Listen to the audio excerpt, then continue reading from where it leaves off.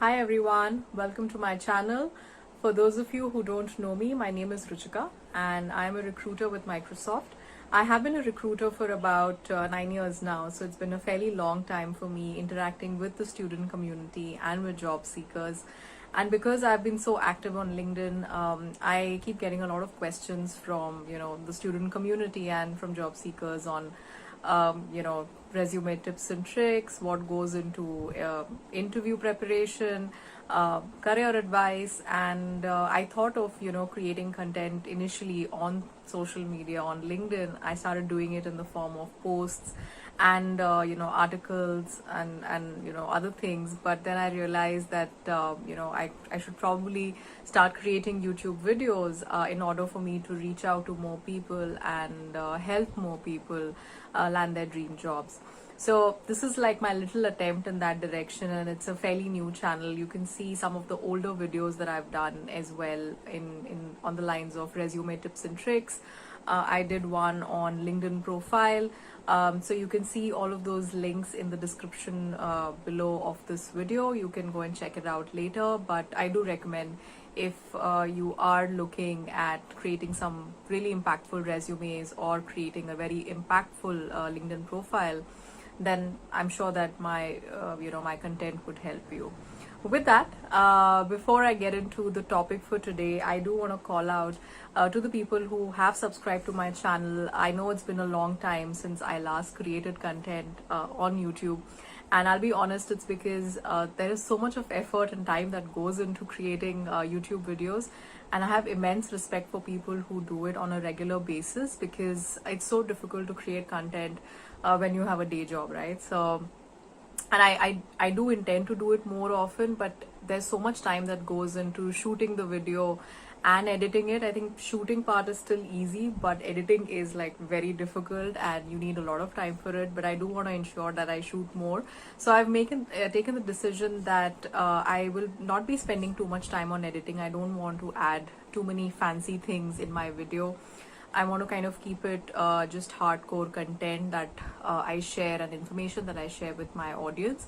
And the entertainment factor will not be there as much. So that'll help me, actually take out time and create videos, because I don't have to worry about making it fancy. So I do apologize if you're looking for entertainment on this channel. Unfortunately, that won't be there. But if you're looking for information, then you'll have all of that. Alright, so with that, let's get into the topic for today. And very interestingly, I was actually quite active on LinkedIn, and I'm quite active. I keep looking at my LinkedIn page almost on a daily basis. In fact, a couple of times in a day. And that's like my Instagram, I would say. I know it's sad, but please don't judge me.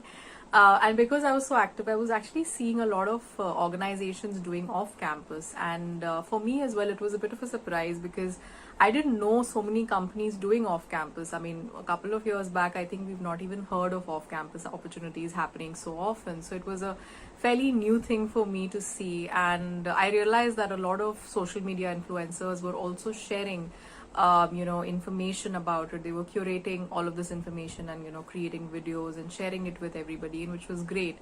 But I thought, let me do something on the lines of what actually happens at the back end. And because I'm a recruiter and I've kind of worked in a university recruiting space for about 9 years, I thought of sharing what exactly is off campus, when exactly does off campus happen, and what are the different types of off-campus opportunities that you can keep in mind when the off-campus season starts. So with that, let's get into the first question, which is,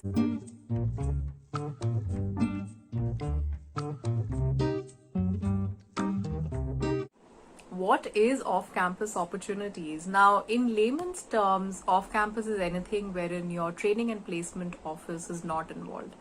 And I'll be honest, I'm quite glad to see that the trend today is that a lot of companies are going over and above to actually get in talent from these diverse set of colleges. And I'll be honest, a couple of years back when I started my career, 9 years back, there was no off campus. There was anything of sort which was anything remotely, close to what an off campus looks like. Everything was on campus, and I remember that I had to sit for an on campus, and thank God I got through on an on campus placement. But such opportunities did not exist a couple of years back. It's just in the recent couple of years, maybe 3 or 4 years, that organizations have started doing off campus, and there are various reasons of why they want to do off campus. It is obviously one of the reasons is to bring in diverse talent, which is not limited to the certain tier of colleges that companies do visit. The other is they want to give equal opportunities to all of the students, all of the talent that is out there, and this is like a unique way to identify that talent and bring that talent into the organization. And I feel that it's a great opportunity for anybody who wants to crack an off-campus opportunity. It's basically, you as a student, you're actually getting access to these brilliant organizations, and it's no longer limited to just a certain college or an institute. And I, for one, I really love the fact that organizations are taking that bold step in bringing in talent through this route. So that's what off-campus is, and I'm sure that the reason I wanted to kind of define off-campus, because that brings me to the next question, which is,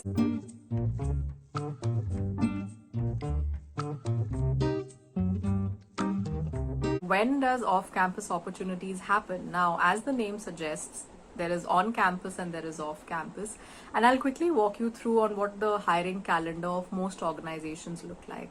Now, there is, when the hiring calendar starts, or when the hiring starts in any organization, that's when it kind of coincides with the semester calendar of most of the colleges, or at least 90% of the colleges. So as you know, that the new semester kicks in from July onwards, and that's when new students come into the organizations. There is like a shift from a certain semester, as in students move from a certain semester to another semester, and exams pretty much wrap up by the month of June. By July, there's like this new semester that kicks in, and all the organizations basically kickstart their hiring season, or campus hiring season, in the month of July. And once we start off with the campus hiring season, it lasts about a couple of months. I would say about 3 to 4 months at the max. Now, those are the months that companies are typically visiting the targeted list of schools. It is impossible to visit all of the colleges that exist in India, so most of the companies have like a targeted list of schools that they plan on visiting, and getting talent through that route. Once the on-campus stops, this would pretty much be in the month of November, December. December is when we kind of finish with our on-campus, and December onwards we start doing our off-campus hiring. Now, when I say we, please don't be under the wrong impression that I'm only talking about Microsoft. My content is very generic, and it covers all of the organizations, or most of the organizations. Now, I'm not a spokesperson for any organization. This is just generic content, and I just want to make sure that you know what the calendar looks like, so it helps you prepare better for off-campus hiring when it starts. And December onwards is when most of the companies start their off-campus in some shape and form.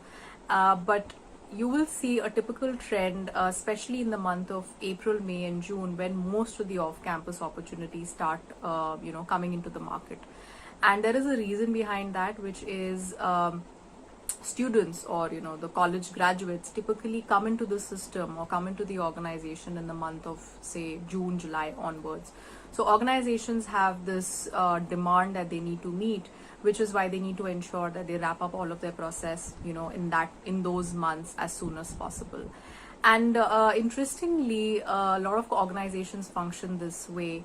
They ensure that they bring in talent as quickly as possible, and they try and identify them in these 3 or 4 months, so that the talent can actually onboard them successfully by the month of July. Now, as I've discussed when exactly off-campus opportunities happen, it brings me to the third very important question, which is,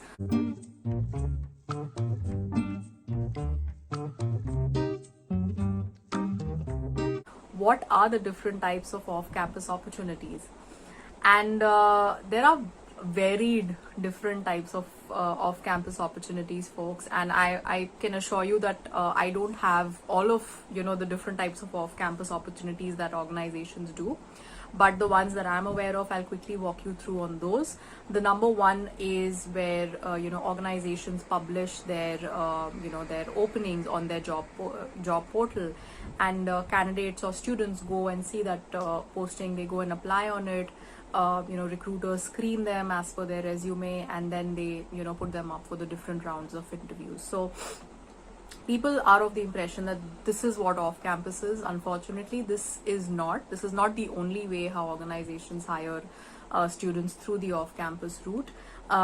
This is one of the traditional ways that it happens, that organizations do it, where they post a job posting and then students apply to it, and the whole interview process. Along with this, there are other very important avenues that also kind of are considered as an off-campus route. The number one is competitions. Now, I'm sure that a lot of students are already aware of what are the different competitions that organizations do. They do it in some shape and form. There is hackathon, there is codathon, and there are like design challenges. There are like umpteen number of things that different organizations do, and the reason why they do it in the form of a competition is because they want to give the opportunity to the student to actually showcase their talent, their skills, their expertise, and they do it while they compete with somebody else. Now, most of these competitions, or some of these competitions, might end up in maybe you having like a interview round, or maybe you getting the coveted offer letter at the end of the the competition is done, and if you won the competition, then you get that as a prize. Now, this is a form of a competition where organizations identify talent, or talent through the off-campus route. Along with this is also something that is actually my personal favorite, which is the mentorship program. Now, a lot of students are of the impression that mentorship basically means that, oh, you'll probably get tagged to someone and then you have to do work, and that kind of demoralizes them. I'll be honest, the reason why I love mentorship programs is because you're basically giving the tools, the right tools, or let me use the correct word, you're basically giving the right weapons to the students to fight. And what better way to do it but introduce like a mentorship program where they actually get to work with the subject matter experts, or the people who actually work in the corporate world. So it could be maybe software engineers, it could be anybody, if it is a certain kind of organization that is kind of doing this mentorship program. But you actually get to work with people who who have like a full-time job doing that. And the beauty of it is that you get to experience what real life looks like. It's not the bookish knowledge, it's not the theoretical stuff that you learn in college. This is actually practical real life scenarios that you get to experience, and you get to work with somebody with so much more experience. And obviously I'm sure that there is some way that you are assessed along the mentorship program. And again, there may or there may not be a promise of an offer at the end of it, but my recommendation is, even if there is no offer at the end of it, just sign up for mentorship programs, because such programs come very seldom. They don't come that often, but when they do, I can assure you that there is actually an investment that the organizations make from their end. There is an investment of time, effort that the subject matter experts they put in. They actually identify who are the people who would be willing to partner on these events, on these programs. And there is a reason why people do it, because there is a genuine interest that they have towards teaching somebody, or teaching a student, or hand holding someone and helping them and empowering them to be a better version of themselves. So make sure whenever you see a mentorship program, you sign up for it as soon as possible. Now, as soon as possible, now this is like my favorite term, because this brings me to the next very important aspect.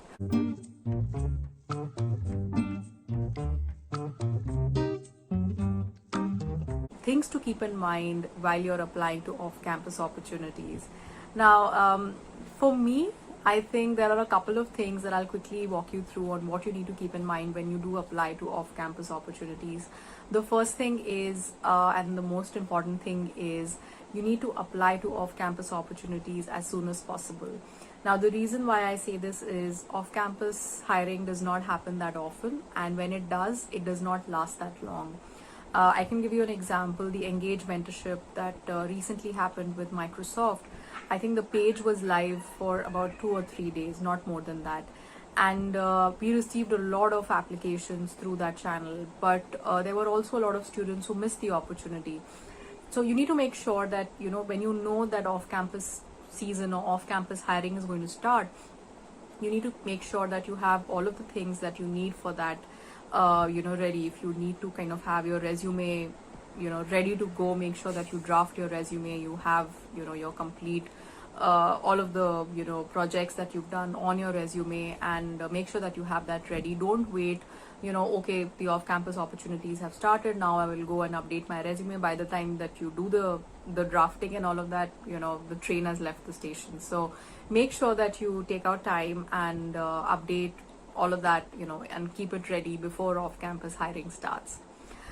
That brings me to the second one, which is make sure that you have time to apply and actually participate in these events. Now, a lot of times it happens that such events and such programs actually coincide with your, your exams or your internals or your college or school work or whatever it is that you're doing.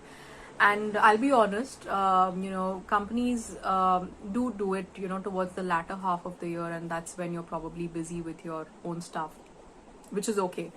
But make sure that you take time and, participate in these events. And even if it means that you have to multitask your schoolwork and your, your interviews, or if it's a mentorship program, then make sure that you multitask both, because I'll be honest, such events or such programs don't happen that often, and when they do, you just have to grab them.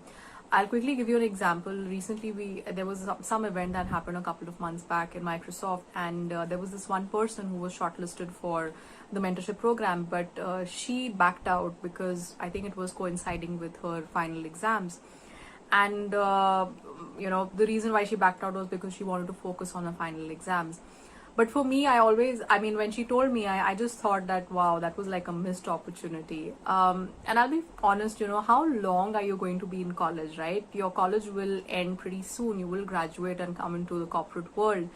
And when you do, the expectation is that you start, multitasking, you start doing more, and you start doing more simultaneously. So make sure that you make use of this opportunity as soon as possible, and don't wait. Don't be under the impression, oh, my CGPA will get dinged. I mean, even if your CGPA is like 8.5 or 9, and even if it gets like maybe, and I'm not saying that you should not study or something, but even if it gets a little ding, that's fine. Like, this opportunity is something, it's like a once in a lifetime. Imagine, getting to intern with Microsoft, or getting to intern with some other company, and especially knowing, when the job market is so bad right now. So just grab these opportunities and just run with it. Don't think about anything else, and all of your CGPA and your school and everything will get sorted. Just take that plunge and don't think. All right. Now, this brings me to the last part of my session, which is, and the one which is very important as well, which is you need to do research before you appear for off-campus hiring. And there are a ton of videos already available, on YouTube. A lot of content creators, social media influencers are already sharing that information. So make sure that you go through, the different experiences that people have had, research on them, find out what their experience or what their learnings have been. I would even recommend reaching out to people on LinkedIn, scheduling like a 30-minute call and, speaking to them, asking them about, what their experience has been.